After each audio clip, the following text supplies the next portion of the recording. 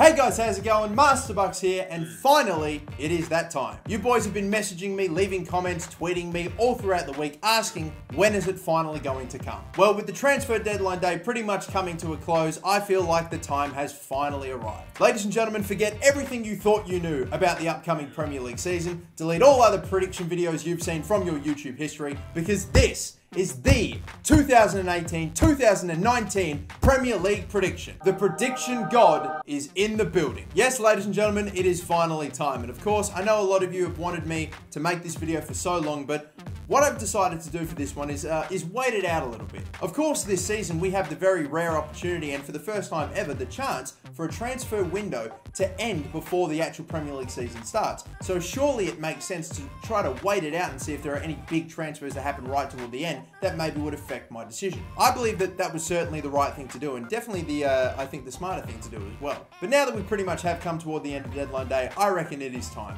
Let's get this started. My 2018-2019 Premier League prediction video begins right now. So, ladies and gentlemen, starting things off with number 20, and I'm sure the Cardiff City fans are probably sick to death of seeing their team this low down the table, but I am, unfortunately for you guys, going to have to put you there once again. Cardiff City only just managed to finish second in the Championship last season. They were nearly pipped to it by Fulham, but they just were able to hang on to that final automatic promotion spot. And it's a good thing that they did too, because I genuinely believe that Cardiff, especially with the way they ended their season, I'm not so sure that if they lost that second spot to Fulham, if they made it to the playoff, or if they had to do it through the playoffs, if we'd be even talking about Cardiff in the Premier League at all. I think Neil Warnock's side is probably going to struggle. I imagine they'll probably go right back down. They might not end up finishing exactly 20th, but to me, they're probably favourites to be relegated. Haven't brought an extreme amount in compared to the rest of the recently promoted teams as well, looking at Fulham and Wolves and the amount of investment and the players they brought in, and then you look at Cardiff's, blokes like Josh Murphy, and I think as well Bobby Reid, blokes that, questions over whether or not they can cut it in the Prem. I don't like Cardiff's chances this season, and I think they'll probably go straight back down. Looking at 19th spot, and we're going to give this one to Huddersfield. Again, another recently promoted team last season anyway. And remembering the beginning of last season, they started off like a house on fire. They were playing some pretty good football, and they went on a very, very long unbeaten run. I think nearly extending all the way to late September. But yeah, they had a very good start to their season. I think that really set them up for the rest of the Premier League season, because toward the end of it, they were quite poor, and I think we were seeing the actual Huddersfield side that we would have probably expected. I don't know if Huddersfield's going to be able to have another great start to their Premier League season this time out as well. I kind of feel like teams have maybe started to work them out a little bit, and maybe they might be the ones that I think are unfortunately going to be going down, as well as I think in 18th spot, Watford. Kind of almost, to be fair, a little bit like Huddersfield. Very good start to their season, which kind of set them up a bit. They had a number of players, like individual players that really had pretty good seasons, like especially Decore, I think was probably their player of the season. It was incredible how well he was doing, again, toward the beginning of the season, and so many of their players as well. The fact that they've lost Richarlison, they sold him for a good amount of money, and they haven't really reinvested probably as well as what you would have imagined, probably not as well as the fans would have hoped anyway. And even though Richarlison's far from world class or anything like that, I still believe he was quite an integral part of that team, so he'll surely be missed. I think this could be Watford's last season in the Premier League, and to be fair, I think there's one other side that maybe might take their spot, but I've put them in 17th instead, and that's going to be Brighton. And again, Brighton had a couple of individual players that I think really lifted their team up a couple of spots in the table just off their own back. Blokes like Pascal Gross, for example, who was one of the better midfielders in the Premier League last season, got a bunch of assists, created so many chances, and was just simply brilliant, really, with his passing play. He was just fantastic. Even their centre-back partnership, even though these two boys are hardly world-class or anything, you got Shane Duffy and Lewis Dunk. They combined brilliantly, I thought, for the majority of the season. And even a bloke like, was it Glenn Murray, who was scoring regularly, and I think almost double digits, I believe, in the Prem as well. I'm not quite sure if they're going to be able to build on that, though, to be fair. I think there was just maybe a couple of truly inspired performances from an individual amount of players that really helped them up. But I'm not sure if they'll be able to do it again. I think they'll survive, maybe only just. They do have some pretty decent signings. They have brought a lot of numbers in, and a lot of big, or maybe not big names, but a lot of names in. Some decent players like Andone as well, and Percy Tau, who's like the South African, bit of an unknown, but definitely a little prospect to keep your eye on as well. I think he might end up looking okay, depending on how much he plays. But yeah, I've just got Brighton surviving the drop in that 17th spot. Now we move on to 16th, and of course, if you know me, you know I am a Newcastle fan, and let me tell you, I am not looking forward to this season. I'm a bit nervous. A lot of things really off the pitch that concern me, of course. At this point, Mike Ashley's unwillingness to invest in the transfer window is basically legendary at this point in all the worst ways possible. The most amount we have spent on a single player is about £9 million for Yoshinori Moto, and even though he looks like a decent maybe addition, a nice add up, there's still no guarantees he'll perform in the Premier League. We have another striker, Rondon, who we've of course loaned in, just like Kennedy, loaned in. We've brought in Dubravka, who was quite good for us toward the end of last season as well. We were happy to keep him, but again, only cost us about £4 million. And then Ki Song-yong, I believe, from Swansea City, who we basically got on a free. So once again, very little investment. We've sold a bunch of players, and once again, I think we've actually got the highest net profit of transfers this season of any Premier League side. Even though the players want Rafa to stay, the fans want Rafa to stay, he is more than likely going to leave at the end of the season. And you know what? I won't even be upset. I can't even be mad with him because I wouldn't be the manager of a Mike Ashley owned club either. We've had a pretty turbulent pre-season as well. I'm not looking forward to it. Newcastle have got a very tough start to the season as well, going up against teams like Tottenham, Arsenal, Chelsea, straight out the gates in August and early September. So it'll be a tough start, a baptism of fire.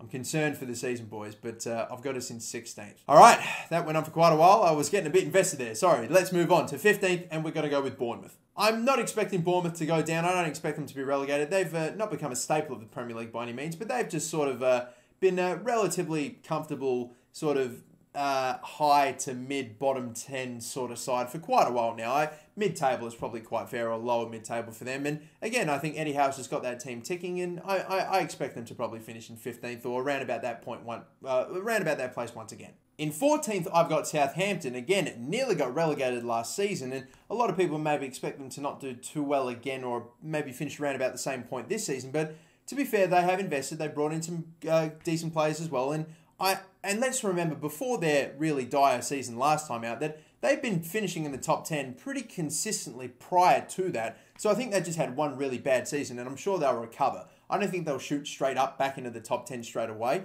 but around 14th should be fine for them. They do have Mark Hughes at the helm right now as their gaffer, and I tell you what, I'm not sure if Mark Hughes is going to complete the entire season as Southampton manager. I think maybe toward the midway point of the season, he might be maybe on the way out. I just don't see him staying in control of Southampton for the entire time. I don't know how well they're going to play underneath him, but I still don't think that they're going to be absolutely atrocious and get relegated. I think maybe they might struggle to start off, and maybe Mark Hughes might end up moving on. They might replace him with someone else, but I still expect Southampton to finish in around a 14th place. Now for 13th, we've got Crystal Palace, and we've just got to give props to Crystal Palace, and especially Roy Hodgson, because I tell you what, when he took over for Frank de Boer 4 or 5 games into the Premier League season last season, everyone was like laughing and making jokes at Roy's expense, like, really? Oh, they're going to go down for sure. But tell you what, Roy Hodgson, just one single clap. He's got that team ticking, and he's done brilliantly with them. Pretty decent core group of players. They've got a star in, obviously, Wolfie Zaha that they've retained. They've brought Max Meyer in, who, again, maybe could provide a little bit of flair and some creativity in the middle of the park and a little further forward, which is definitely going to help things out. And I think Benteke obviously really had a pretty poor season last time out, and I don't expect like that is the best that he's got to offer. I'm sure he'll hopefully have a much better year this time out for Southampton, for Crystal Palace. Now on to 12th spot, and this one is going to go to Burnley. You know, the team that I said would get relegated last season, and then they finished in a European spot? Anyway, that didn't happen, but Burnley have somehow found their way up into the top 7. They've qualified for the Europa League. They're in the competition now, and they've waited 50 years to get into European football. And I think that, obviously, being in any secondary or another competition is going to take attention away from the Premier League, but normally when you talk about Europa League, you talk about those fringe top 4 teams like, say, a Tottenham, an Arsenal, maybe not West Ham, but like an Everton even, for example, like teams like that, teams that aren't exactly stacked, but have a good amount of depth in them. Burnley are not one of those teams. I don't think they have the depth to be able to deal with being in the Europa League and the Premier League, and I'll be honest, I think they've pretty much got to pick between one or the other. And if I'm Burnley, and I'm pretty sure they feel the same way, I'm throwing fucking everything that I've got at that Europa League. You've waited 50-something years for this. Bloody oath you should be throwing everything that you've got at it. I think that's definitely going to hurt their results in the Premier League. I'm sure they'll maybe not go far in the Europa League, but they'll give it as good a crack as possible. And when they eventually do get knocked out, they'll, of course, put their attention back on the Premier League and maybe go a little higher up the table. But I expect something like 12th for Burnley. And maybe that should be I think that's quite fair. Now for that final bottom 10 spot, 11th, and I'm going to give this one to Fulham. Again, finally, we've got one of the recently promoted teams. I had Cardiff in 20th, and then nothing forever. Fulham in 11th. I'll be honest, Fulham have really impressed me with the amount of players they've been able to bring in. They're showing a level of ambition that a club like Newcastle could only bloody dream of. Then again, to be fair, when you've got an owner that's attempting to buy Wembley Stadium for like £1 billion, I'm sure you've got the money that you'll be able to invest and to bring in players that maybe you otherwise wouldn't be able to. Some pretty decent names like Jean-Michel Seri, who I'm very interested to see how he's going to go. He looks like he could be class. We'll see how we can cut it in the Premier League. You've got Andre Schürrle, who again, another good signing. But I'm not so sure about bringing in another left midfielder, because that definitely means that Sessegnon now is going to have to play he's going to have to play deeper in a more defensive role. He's most definitely going to be playing at left back when, honestly, Sessegnon was looking better when he was able to go forward a little further and have that freedom to attack a bit more. I honestly think the signing of Andre Schürrle is maybe going to halt Sessegnon's growth as like maybe a bit of a Gareth Bale 2.0, like going from fullback to a more attacking role and thriving in that position. But I still think hopefully in the end he'll come good. But I think Schürrle, that signing is maybe holding back a season or two. But I'm sure he'll still be able to be a class player, Ryan Sessegnon. A lot of people have got eyes on him. And then obviously there's Alexandre Mitrovic. Now with Mitro, I've seen plenty of him in the Premier League and he can score, he can get goals. And I'm not so sure if he'll be able to score the goal a game he was picking up in the Championship. I think he's a lot like Dwight Gale. Scores a bunch of goals in the Championship,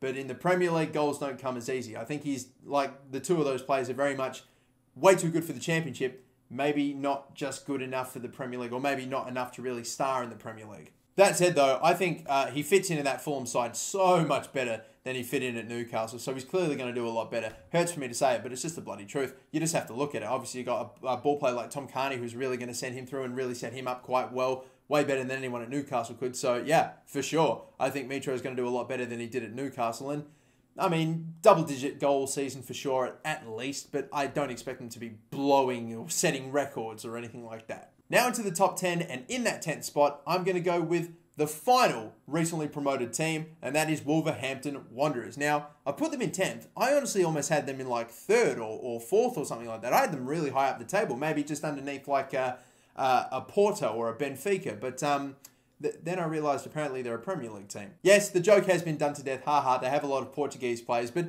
then they go and sign Rui Patricio, João Moutinho. Like, you're taking the piss at this point. And it doesn't just stop with those two. They've got Benicofobia. They've got Adama Traore, I believe that's what his name is. He is a very interesting player to keep an eye on maybe in the Premier League season. He strikes me as one of those players that's got so much pace. He's got really good ability with the ball at his feet. He's got great dribbling, and his dribbles and take-ons in the Championship are extraordinary. He was the leading, he's got the most completed dribbles in the Championship and nearly double more than the bloke with the second most. It's an extraordinary stat, but I don't know about his end product. I think that's the problem that maybe I have some concerns with, but he's gone for a ton of money. Again, Wolves were happy to pay it, and who knows, maybe he might end up being quite a class player. I almost think of him as like maybe not a Raheem Sterling-ish type, but the bloke that's got pace, can take on players, can take on defenders, and can cause problems, can get in behind for sure, but it's that end product and that technical ability that's still a bit of a question mark for me. They've got a bunch of options for the Premier League season. They've really set themselves up for it quite nicely. And then, of course, their manager, Nuno, looks like a fantastic gaffer as well. I'm sure he's really got that. He's got the team ticking in the Championship. Don't expect it to be any different in the Prem. And I've just got them sneaking up into the top 10. Now for 9th place, and I'm going to give this one to Leicester City. They have now lost Riyad Mahrez, but I still expect them to be finishing in the top 10. They've become maybe not exactly as stable at the top 10, but ever since winning the Premier League a couple of years ago, we almost always expect them to finish top 10. There was, I think, one season they finished outside of it, but for sure, they've got to end up in the top 10. We'd expect them to anyway. They have lost a couple of players, Ahmed Musa, and of course the big one, Riyad Mahrez. When they lost, their 3 star players, of course, were meant to be, their 3 outfielders anyway, were N'Golo Kanté, Riyad Mahrez, and Jamie Vardy when they won the Premier League. They lost Kanté. They were able to deal with him somewhat well. Now they're going to have to deal with losing Riyad Mahrez. That's definitely going to be interesting. I still think Vardy's going to be able to get a decent amount of service still with the signing of James Maddison, who is, even though he's not a wider player, he still provides a brilliant amount of assists and creates a bunch of chances, or at least in the Championship last season. So hopefully he'll be able to transition that into the Premier League and be able to get Vardy open. And Vardy was like a 20 goal a game season player, and so long as he continues to get the service, that again shouldn't be a problem. They've got Ricardo Pereira. They picked up Johnny Evans for a pretty cheap 3.5 from West Bromwich Albion as well. I mean, he's an okay, he's definitely a decent centre-back for sure. He'll hopefully suit that Leicester City side well. And again, Harry Maguire looks like he's going to stay too. Now for an 8th position, we're going to go with Everton. And unlike last season, we do not exactly have the insane £200 million worth of investment to talk about. Of course, they have brought in some players like Richarlison for a pretty crazy amount of money and Lucas Digne, but really that's about the extent of it. They do have quite a number of outs, but again, no one massive then going to be missing out on. Obviously, Wayne Rooney is gone now, but to be fair, they were probably, I think everyone knew that he was going to go, and I'm not sure how much he would have been able to contribute this season if he stayed anyway. Like all the players that they tend to have lost are blokes like that, and Ashley Williams, for example, who has basically not been that good for Everton in the last season or two anyway. Everton for the longest time have always been that club that have not been good enough for the top 6, but have always been that little bit ahead of the rest of the competition in the Premier League. But I'm not going to put them in that 7th spot. I instead am going to go with another team. I think there's another team that's taken over that mantle, and it's going to be West Ham. Last season, of course, they invested. They brought in some pretty big names. They brought in, Joe Hart, Zabaleta, Chicharito, and a couple of other players too, which at the time we thought, all right, these are somewhat decent signings, they should be able to deliver, and the majority of them did not. This time, again, they've done about the same thing, brought in another big names, but I'm sure a lot of these boys should be able to come good. We've got Felipe Anderson, we've got Yarmolenko, Ryan Friedrichs as well, Issa Diop as well, just another bunch of really good, I think they'll probably become, most of them, pretty integral parts of the squad. And then, of course, everyone that they've got left over, like Marko Arnautovic, who was in soaring red-hot form toward the end of the season last time out. If he can continue that, for sure he'll be able to lift that team up as well. They also now have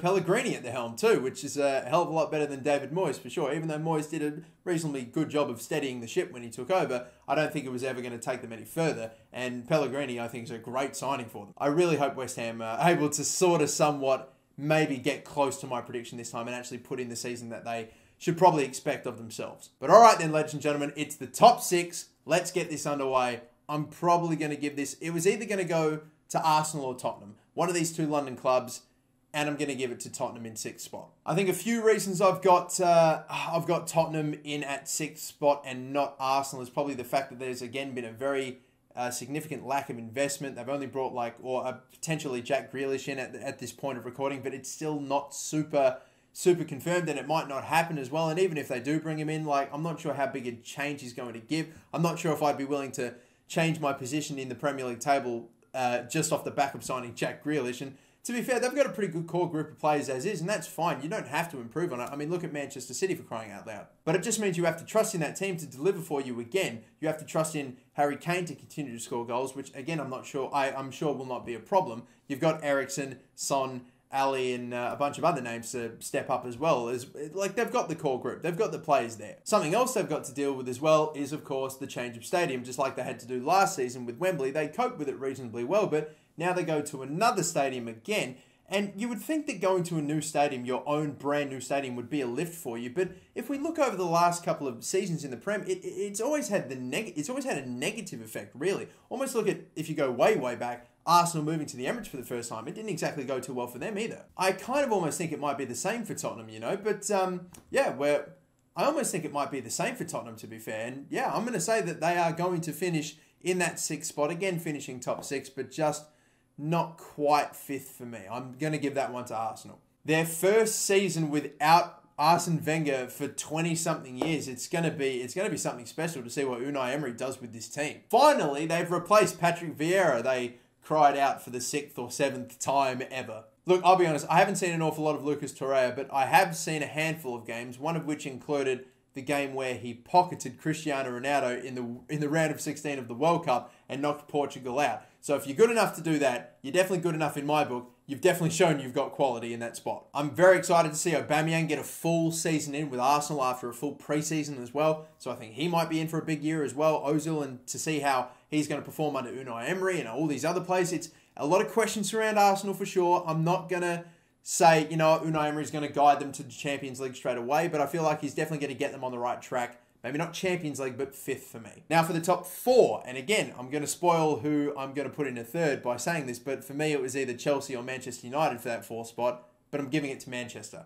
Again, a few factors that play into this decision, putting Manchester United in fourth, and I think one of them is probably due to the fact that we're around about that time where Jose Mourinho starts kind of losing the dressing room, and I'm almost starting to see a little bit of it, to be fair. Look back at the last couple of managerial stints that he's had. It happened at Chelsea. I believe it happened at Real Madrid as well. Like, Jose Mourinho really loses the dressing room after about a 2-3 season period, honestly, and it almost does kind of look like that, to be fair. I would say, even though I've got Mark Hughes down as my favourite probably to be the first manager sacked this Premier League season, I think Jose Mourinho is probably a close second, to be totally honest with you. Regardless though, I think they'll finish in the Champions League. I'm interested to see how Fred's going to go in that team as well. The fact that he's going to be that holding mid and that defensive mid again. We were talking about this with Matic as well, that he's going to be able to free up Pogba, but now there is no excuse for Pogba not to be able to play so much higher up the pitch now with Matic, with, of course, Fred. Now, like, for sure, he's going to be able to play in a role that's a lot more similar to how he was doing or to what he was playing like with France at the World Cup. And if he can do that for Manchester United, then they will be so, so thankful. That, of course, does mean I've got Chelsea in third spot then. And we know what happens. Again, speaking of cycles, we've got Jose Mourinho losing a dressing room after a while.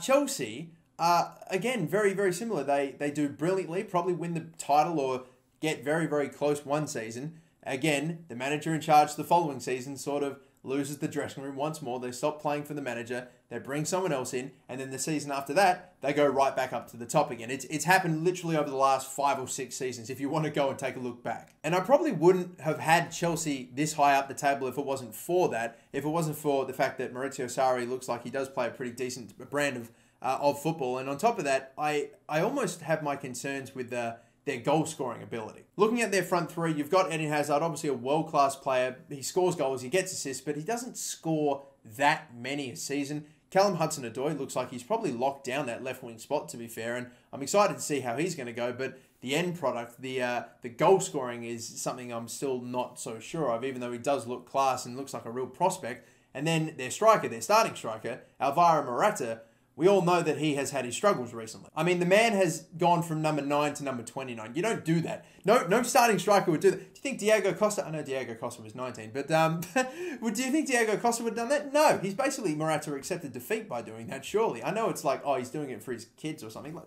nah, get piss out of here with that, mate. Regardless, though, I've put them in third. I've almost talked myself into maybe changing it and putting them into fourth and Manchester United in third, but it's too late now. I can't go back. I've put them in third. Now we're up to the top 2. Who is going to be my Premier League champion and who is going to be my runner-up? Is it Man City or is it going to be Liverpool? Manchester City, off a 100-point season, the best Premier League team we have ever seen. I don't care if they lost a game or two. 100 points in the Premier League, never been done.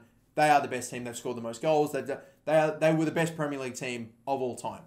And now, are they going to go back-to-back? Something that Manchester City, to be fair, haven't really been able to do. It is a hard thing to do, going back-to-back in the league. I mean, only so many teams have been able to do it, but Manchester City, the best side ever, can they do it? That is the question, or are they going to be runners-up? I mean, hell, it's either them or the Invincibles for best Premier League side of all time, and even the Invincibles, when they won the Premier League, even they couldn't go back-to-back. Even they couldn't win the following season. But boys, look, unfortunately, I have a reputation to uphold as the prediction god.